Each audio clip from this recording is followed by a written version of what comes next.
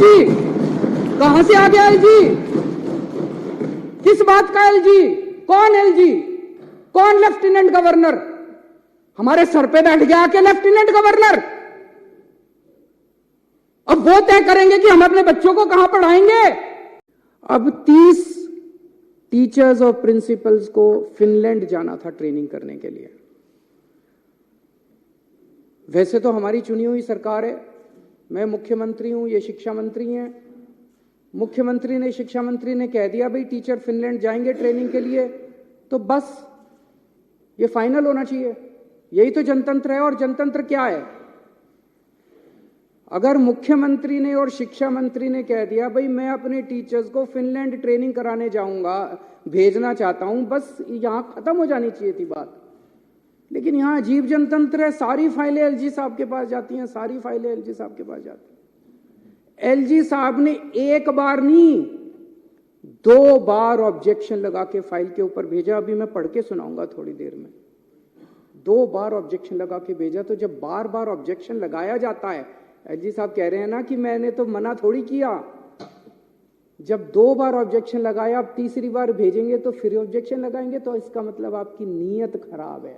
एक बाबू क्या करता है, आप अपना लाइसेंस बनाने जाते हो, लाइसेंस बनाने वाला मना थोड़ी करता है, वो ऑब्जेक्शन पे ऑब्जेक्शन, ऑब्जेक्शन पे ऑब्जेक्शन, फिर आप दलाल को पकड़ते हो। वो दलाल कहता है इतने पैसे दे दो, बाबू को अंदर पैसे दे दूंगा और वो अब फाइल क्लियर कर देगा। तो ये बार बार जो ऑब्जेक्शन लगाए जा रहे हैं, इसीलिए तो लगाए जा रहे हैं, नीयत खराब है, फिनलैंड टीचर्स को भेजने नहीं देना चाहते। आज मैं ये लेके आया हूं महोदय,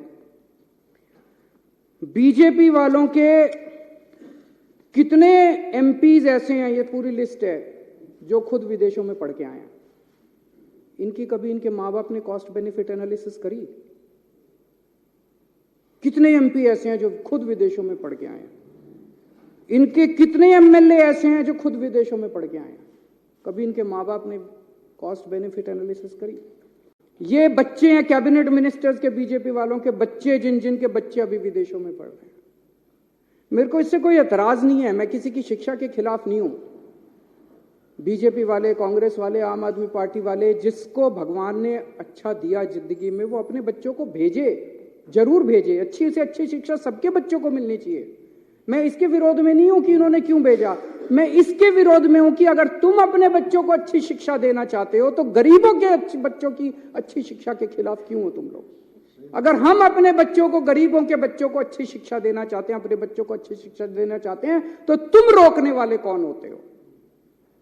ये एक फ्यूडल माइंडसेट है, ये कई सौ साल पुरानी जो हमारे देश में फ्यूडल माइंडसेट है ना, कि गरीबों को अच्छी शिक्षा, इस जात के लोगों को, उस जात के लोगों को अच्छी शिक्षा नहीं मिलनी चाहिए, गरीबों को अच्छी शिक्षा नहीं शिक्षा जो है इन ठेकेदारों की बपौती रहनी चाहिए।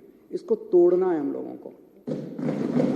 और ये एलजी साहब उसी माइंडसेट से आते हैं कि एलजी साहब के बच्चों को तो मिलनी चाहिए अच्छी शिक्षा, गरीबों के बच्चों को अच्छी शिक्षा नहीं मिलनी चाहिए। इस माइंडसेट को तोड़ना है अपने को, पूरे देश को तोड़ना है। आजादी मिल गई, लेकिन ये माइंडसेट अभी भी है कि गरीबों के, इस जात के, उस जात के बच्चों को अच्छी शिक्षा नहीं लेने देंगे। ये विदेश कैसे जा सकते हैं? पढ़ो, एलजी साहब ने लिखा है इंडिया में करा लो ट्रेनिंग। ये एलजी साहब की नोटिंग है, इंडिया में करा लो ट्रेनिंग। अरे क्यों करा ले इंडिया में ट्रेनिंग? हम कम है किसी से? गरीबों के बच्चे कम है किसी से?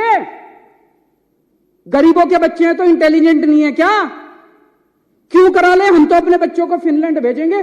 पूरी दुनिया में सबसे अच्छी शिक्षा फिनलैंड के अंदर मिलती है, सबसे अच्छी, ये सबको पता है। फिनलैंड पूरी दुनिया में शिक्षा में नंबर 1 है, और उसमें भी जो नंबर 1 यूनिवर्सिटी है उसमें भेज रहे हैं हम। पूरी दुनिया में जो नंबर 1 हम तो भेजेंगे सर।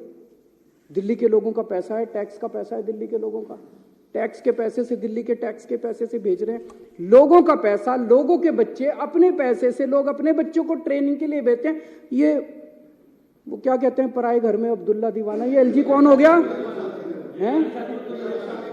बेगानी शादी में अब्दुल्ला दीवाना। ये एलजी कहां से आ गया? कौन है एलजी? कहां से आ गया एलजी? किस बात का एलजी? कौन एलजी? कौन लेफ्टिनेंट गवर्नर? हमारे सर पे बैठ गया आके लेफ्टिनेंट गवर्नर। अब वो तय करेंगे कि हम अपने बच्चों को कहां पढ़ाएंगे। ऐसी सामंतवादी सोच के लोगों ने आज हमारे देश को पीछे छोड़ा हुआ। मैं कई बार सोचता था 70 साल हो गए हमारे देश को, 75 साल हो गए हमारे देश को, इतना पिछड़ा कैसे रह गया, इतना अनपढ़ कैसे रह गया, इतना गरीब कैसे। इन लोगों ने जानबूझ के इन लोगों ने देश को गरीब रखा है। इन लोगों ने हमारे बच्चों को पढ़ने नहीं दिया। ये तो सामने आ गया, नंगे हो गए ये लोग।